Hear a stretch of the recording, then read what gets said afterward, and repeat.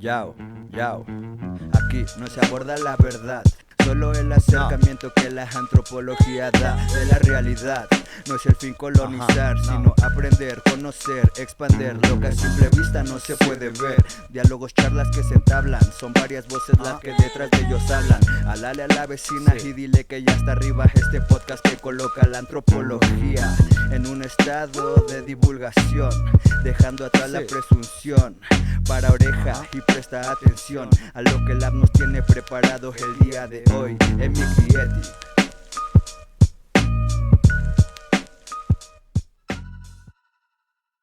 Y ese fue como algo que me orilló a elegir este tema, porque como que yo no podía hablar de otra cosa que no fuera de eso. O sea, era lo que me estaba atravesando de una manera como muy profunda. Tú fuiste consciente todo el tiempo de esto, y también aprovecho para preguntarte sobre estos saberes en las comunidades digitales.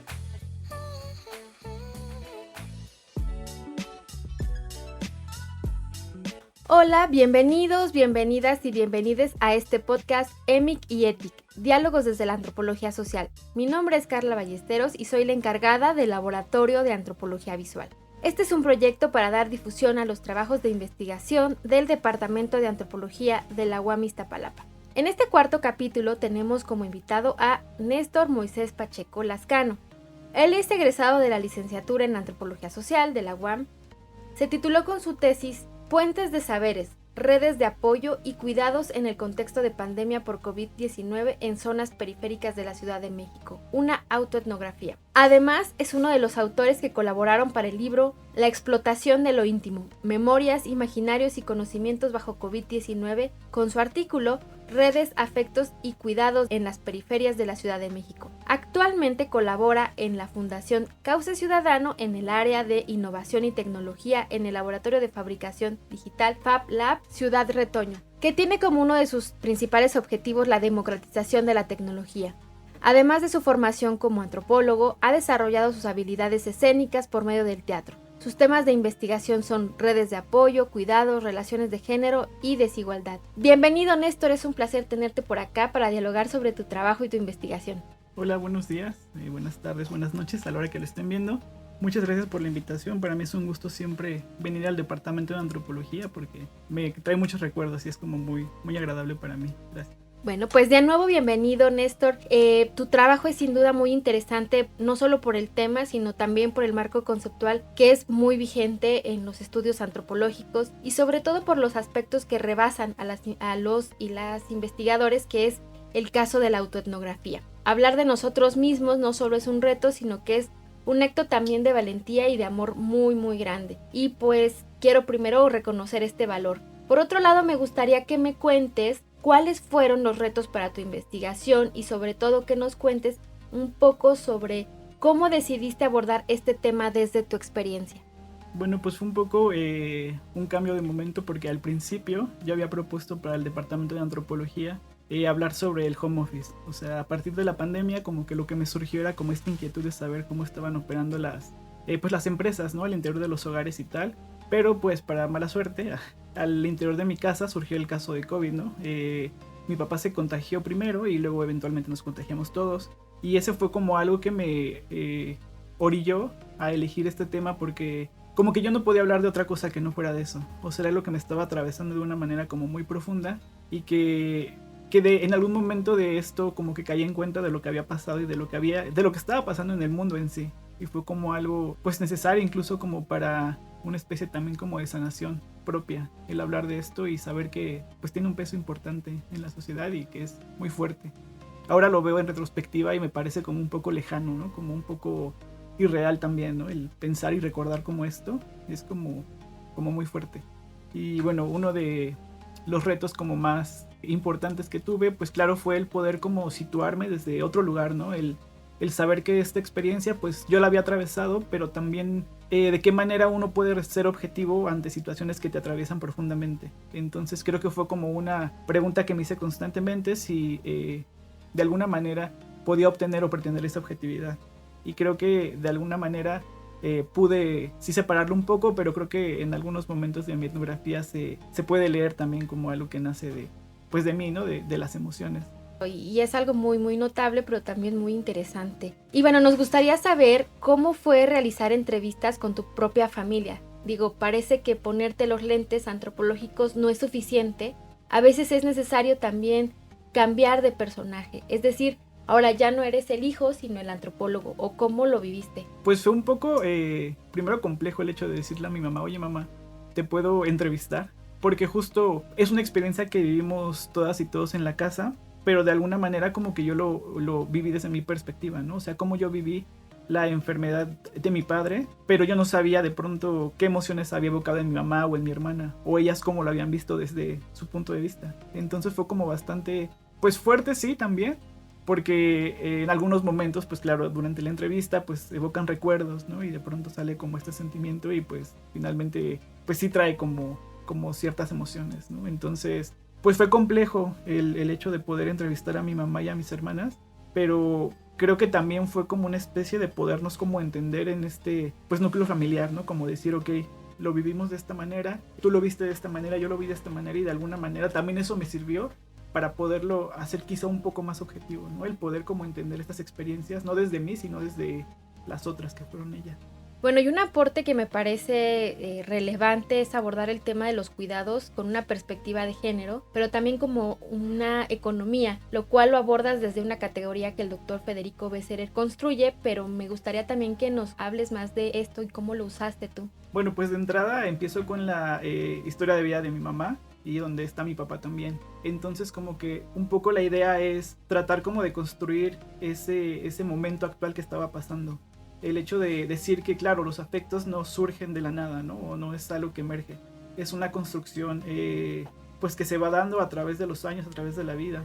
Y que también pude notar que las personas recibían cuidados en tanto afectos tenían. Es decir, algunas vidas quizá fueron más, pues, procuradas por sus familias y tal.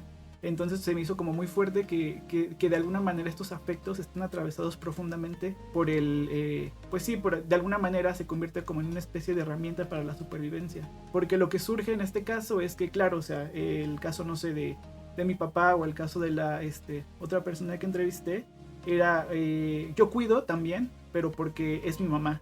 O cuido porque es mi esposo, o cuido porque es mi hermana, o cuido y tal, ¿no? Entonces de esta manera pues es posible que la vida exista y que la vida siga, porque a través de estos cuidados se pudo mantener la vida en muchos casos. Claro, y otra categoría que también es muy muy adecuada es la de rizoma. Igual nos gustaría que nos ampliese esto y también la cuestión metodológica, el hecho de hacer etnografía online y offline, pues que nos cuentes un poco sobre esto. Sí, claro, el encuentro con el concepto de rizoma para mí fue como bien, como asombroso, ¿no? Como decir, claro, ¿de qué manera puedo como explicar las interacciones sociales en las redes sociales que de pronto tienen como este flujo de información constante? Entonces para mí fue como entenderlo y decir, revisé 3 grupos de Facebook y de alguna manera estos grupos estaban constantemente fluyendo por información, ¿no? Cada uno tenía como una articulación de la convivencia. Entonces era como muy interesante el poder ver que realmente esta información circulaba de muchos lados y que no había como de pronto una raíz quizá, ¿no? Como se puede decir, sino que más bien había como diferentes líneas atravesándose entre sí y que fue como muy interesante el poder ver que, no sé, quizás se cerraba un grupo pero se abría otro. Y que yo creo que en Facebook en sí, bueno, y las redes sociales en general son un rizoma donde circula constantemente la información y que también responden a las motivaciones sociales del momento y que en ese momento era el COVID, ¿no? Que era un tema del que todo el mundo estaba hablando, que todo el mundo estaba atravesando de una manera u otra. Se me hizo como muy interesante poder encontrar este término y poderlo como aplicar y decir, qué fuerte. Claro, y bueno, otro aspecto que me llama mucho la atención, bueno, es el trabajo de campo, ¿no? Aunque a mí me parece que es un lugar no fijo, ni en tiempo, ni en espacio, que siempre está cambiándonos, pero en la forma en la que tú hiciste trabajo de campo me parece justo un ejemplo de esto, ¿no? Tú viste todo el tiempo con ojos antropológicos en tu cotidianidad, ¿no? Hacer un colaborador al vecino de cama de tu papá o los recorridos que dabas con tu mamá y eso pues lo hiciste muy significativo, ¿no? Y me quería saber si tú fuiste consciente todo el tiempo de esto y también aprovecho para preguntarte sobre estos saberes en las comunidades digitales. Sí, bueno, fue como muy revelador porque justo al principio yo no pretendía como hacer un trabajo de campo. Al principio, de hecho, antes de que pasara todo esto de la enfermedad de mi papá, yo acompañaba a mi mamá porque ella siempre se ha dedicado a la venta de productos por catálogo. Entonces la acompañaba con sus clientas, así de que no, vamos con tal vecina o vamos con tal persona. Y yo escuchaba lo que ellas le contaban a mi mamá, ¿no? Como de pronto, no, pues ahora estoy trabajando de esto porque mi esposo no está yendo a la empresa o a la fábrica y tal. Y por eso yo quería hacer mi tesis sobre el home office. De alguna manera en estas pláticas también circulaba la información respecto a no es que se enfermó tal persona, está pasando por esta otra persona. Y fue como, pues sí, ¿no? Que eventualmente el atravesar por estas situaciones lo pude recuperar de alguna manera para poder asentarlo como en la etnografía. Sí, yo en un principio pues no, ni siquiera tenía cabeza para pensar ay, voy a hacer etnografía, ¿no? Realmente fue algo que me atravesó y que después lo recuperé de alguna manera y como a través de los recuerdos. Y vuelvo otra vez, ¿no? A la entrevista de mi mamá y mi hermana, que ellas de alguna manera me pudieron como decir, esto pasó, ¿no? Esto sí fue real. Sí, porque de pronto uno no tiene cabeza en esos momentos. Entonces creo que fue como muy importante poder recuperarlo y poder verlo desde afuera a través de la relectura de lo que pasó.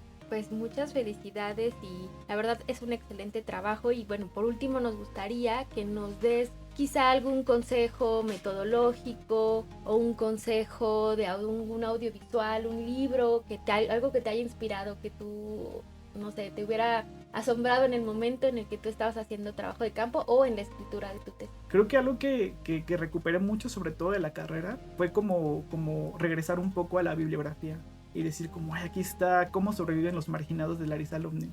Y fue como de wow, ¿no? Como tratar de llevarlo a esta situación como más contemporánea, pero saber que realmente es vigente. Entonces fue algo que me atravesó pues profundamente y releerlo también. Y bueno, algo que también es muy claro en mi tesis pues es la inspiración a través de la música. Antes de empezar todo capítulo inicio con un fragmento de las canciones y bueno, esas canciones también hacen como una evocación a mi papá porque él era músico. Entonces fue una manera también como de musicalizar un trabajo antropológico, una etnografía. Sí, pues, claro, como un soundtrack ahí también. Sí, y eso. Pues muchísimas gracias, Néstor, por haber venido con nosotros.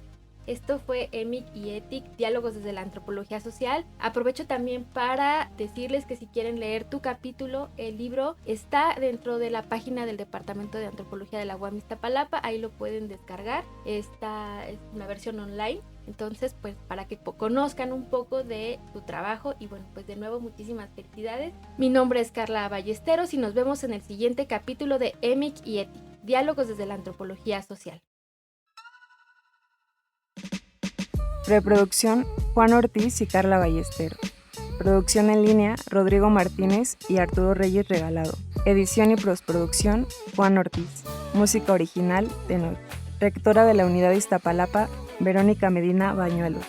Secretaria de Unidad, Javier Rodríguez Laguna. Director de la División de Ciencias Sociales y Humanidades, José Régulo Morales Calderón. Jefa del Departamento de Antropología, Rocío Gil Martínez de Escobar. Responsable del Laboratorio de Antropología Visual, Carla Ballesteros.